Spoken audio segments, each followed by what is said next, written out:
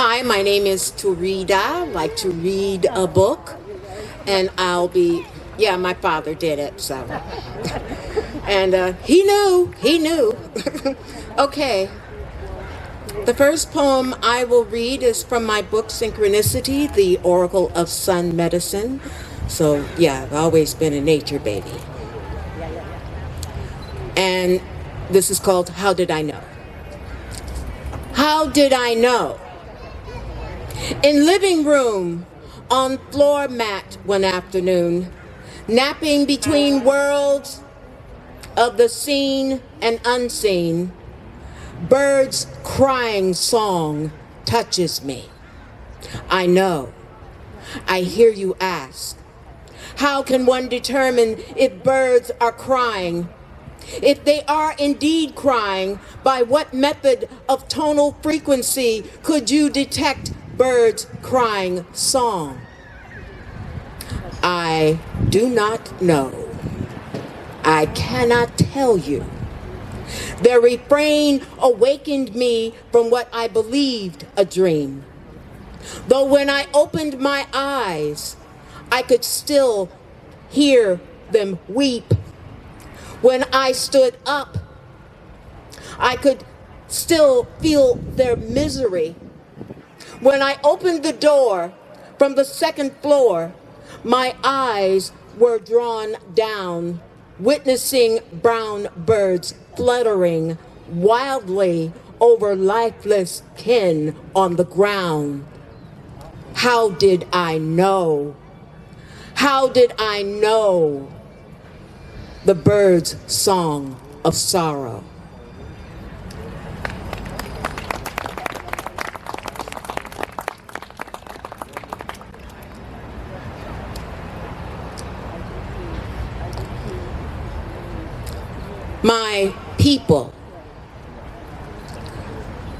My people turned away from worshiping their source of miracle and magic done.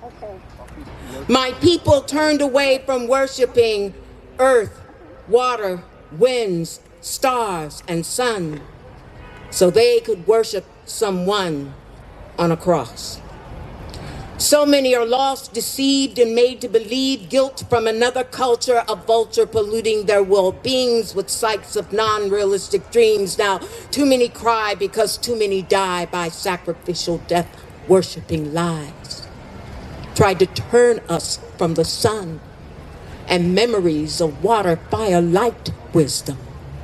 Drums, sacred hums, trees holding seeds with enchantments and glories, telling stories, evoking magic, sacred names, bringing thunder, lightning, and rain. Lord of my law, my gods, my people turn from senses, engraved by life's light, where body is first scripture and earth by heaven held the scripts to the laws of life.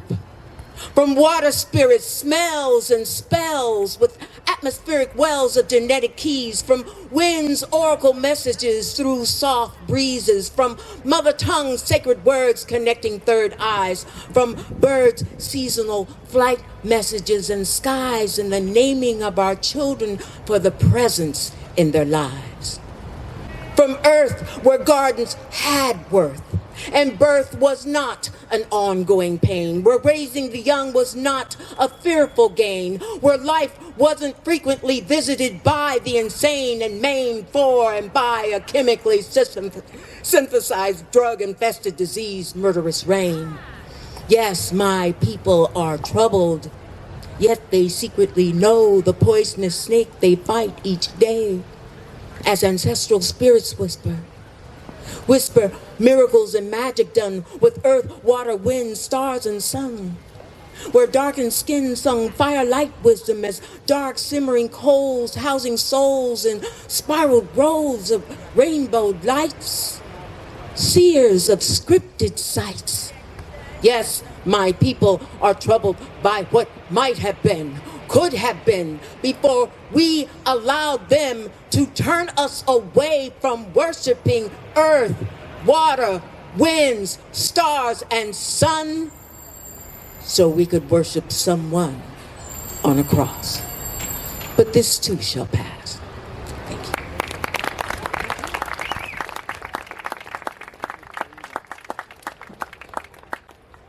Thank you, Tureeda. Theresa Whitehill here, Gibson Creek, Watershed, Mendocino County.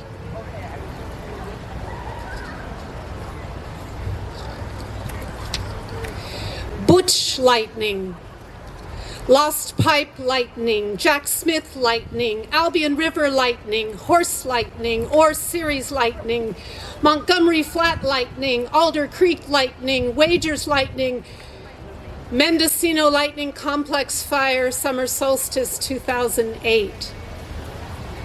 Summit Fire, Santa Cruz Mountains, May 2008. Rocky Fire, Jerusalem Fire, Valley Fire, Lake and Napa Counties, September 2015. Redwood Valley Complex Fire, Cherokee Fire, Tubbs Fire, Atlas Fire, Nuns Fire, Northern California Firestorm, October 2017. Ranch Fire, River Fire, Pawnee Fire, Mendocino Complex Fire, July 2018. Camp Fire, The Loss of Paradise, Northern California, November 2018. Kincaid Fire, Sonoma County, October 2019. CZU Lightning Complex Fire, Santa Cruz Mountains, August 2020. Glass Fire, Napa, Sonoma, and Solana Counties, September 2020. Heavy lifting. This is the pause I am flying in. Flying hard so as not to fall to earth. Apparently, grief is not a calm, but a huge effort. Letter from a friend. Heavy lifting. It's hard to convey the crisis that happened to us back in the early 21st century. The multiple crises, the concatenation of disasters, the wounding, the beginning of the ending of the wounding, the unraveling of all that had gone before. That we were already carrying the burden of the dying off of the polar bears and the failing of the glaciers. That was hard enough. But it was when birds began to fall out of the sky, emaciated, desperate, if not already dead, that we realized. We were no longer living in the time of prophecy, no longer in the theory of it all. It was unfolding all around us. One heart stop after another, a chain reaction of seemingly helpless events. We had poisoned the well. And just because we couldn't conceive of it doesn't mean that it didn't happen. It just means that we couldn't conceive of it. Because the evidence, there it was. Looking up, the blue heron folding over on itself, heading south in the early sky, and north, crossing paths, a helicopter. From this time, we date a different life. The stories we told our children changed at this time. Our dreams changed. Some of us stopped dreaming. Others registered guns or took part in compromised immune systems. War, then, the background, always. Dreamers and heretics, always. And out of this arose a powerful and dangerous tendency, a hiccup in history, a scratch in the record's fine vinyl grooves that caused it to skip and repeat unerringly. So that while some of us were remembering, were touching our faces to the glass, others were forgetting, or not so much forgetting as to never have taken in these events that were more than the consciousness could bear. We lived in that nervous slice between forgetting and the inevitable. This was the place we were brought to, where we could stand and look out and call out to our children. This was the place where we lived and where we ate and made love amidst emergency vehicles and fraud and the study of legal briefs. Among our most sacred texts that had become practically useless to us, they were all on fire anyway. Birds were at one time used as weapons of war. They could be doused with flammable fluid and lit on fire and sent into the enemy's lines. Incendiary birds could change the fate of battles. Everywhere we went, there was this upwelling of the things of the earth. Butterflies, yes, the leafing out of the oak, the composition of new forms of music, but also tombstones, defunct tractors, oil tankers run aground, the bellies of salamanders, the windows without glass. We will make do with what we are given. A grammar of what exists in which grief is a room locked up within the emptiness of the sky. You who come after us will carry the earth on your shoulders as birds carry the air and are carried.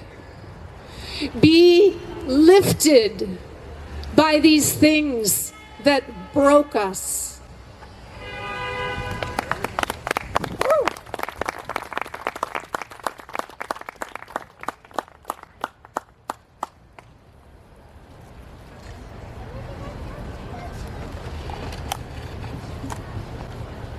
I'm going to park the doggy over here, see if this will work.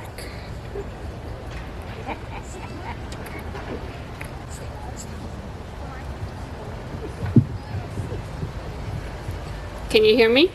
Yeah. Thank you all for being here.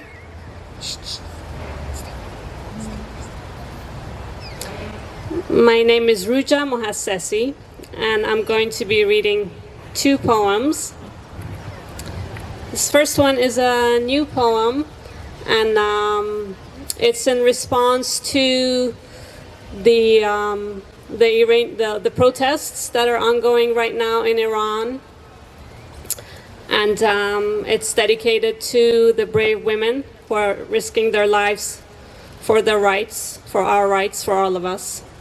And the poem is called Zan Zendegi Azadi, which is the name of the movement. It means life, woman, life, freedom. Zan Zendegi Azadi. Zan Zendegi Azadi is the ends of our daughters' hair and imported tubs of dye by our bathroom sinks, promising their violet and blue, their Western overtones in the interrupted narrative of our country, where sunbeams still remember the ritual of reaching through a window to catch the careless toss of a handful of hair out of a face. Here hair and highlights grow out in tension and mistrust at the same ordinary pace as elsewhere. Our roots pounded with surahs and solemnity, pinned and pressed to grow yet lie in place under the imam's benediction, our shelter from the imperialist threat, when really all our daughters need is a little diversion, same as elsewhere. Volume, the cheerfulness of henna, the stripping bleach of an influencer, to be seen on TikTok, Botox, notwithstanding the dark and tweets and the chirping discontent and the filtered static. Tonight we feed our men lavash, paneer sabzi. Daughters refuse supper and walk away, turning their backs on the goldfish that swim for the reflections crossing the dusk of courtyards where heavy-hearted the pomegranates crack and wash the autumn light in ablution. On the streets at every corner perches a wide-angled gaze boring into flesh, .68 caliber paint, plastic bullets, ammunition, cudgels are made halal tonight. Heaven ordained to arrive from Sharq, Gharb, the four directions, made halal tonight. In this twilight, before or after the Maghrib prayer beatings will be halal tonight. Surveillance cameras roll and note the degree of coverage, the wantonness of our girls whirling in Western ways, flames licking at headscarves, the imported purple, neon, the crazed ends of their millennial hair, gawking in lipstick pink. And what's it to you if I choose to whore?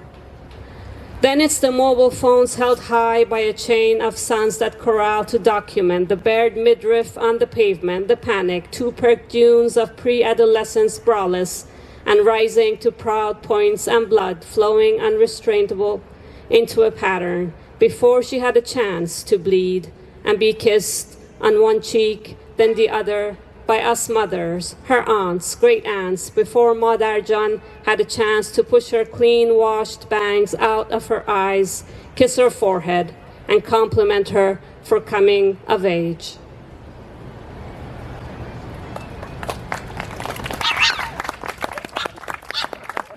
Thank you.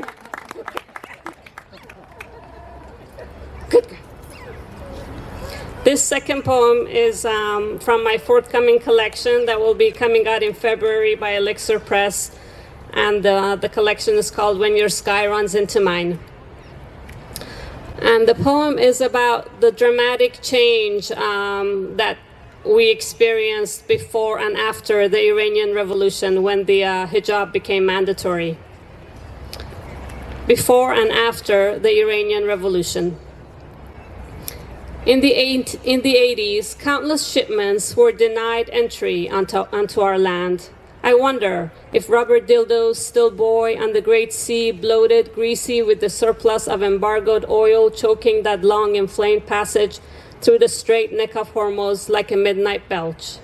They turned away many goods and colors, our men, barely managing, fumbling to keep our confounding thighs, our unruly hair out of view, and rule the country with a fist, without aid, trade, or imported hairspray. The 50s and 60s had ushered in the tango. The twist would arrive then in cassette tapes packed with overlap miniskirts.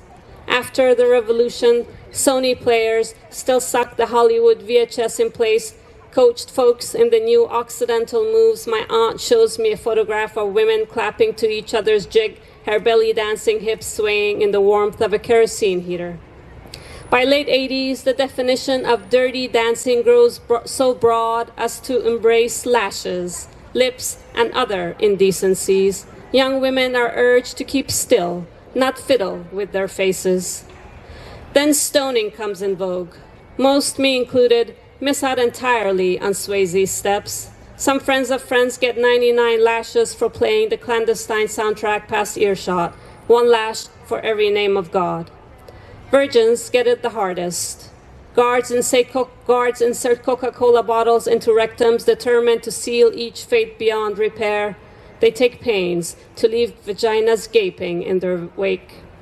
The girls dare not leave their cells, their souls splayed, pronounced no longer fit to pass through heaven's narrow gate. After half a century, they still won't trust us with a casual glance, a dildo, though we can't help but sit with our hair by the window and enjoy the Persian rose, the scent wafting in, out and in, freely. Thank you.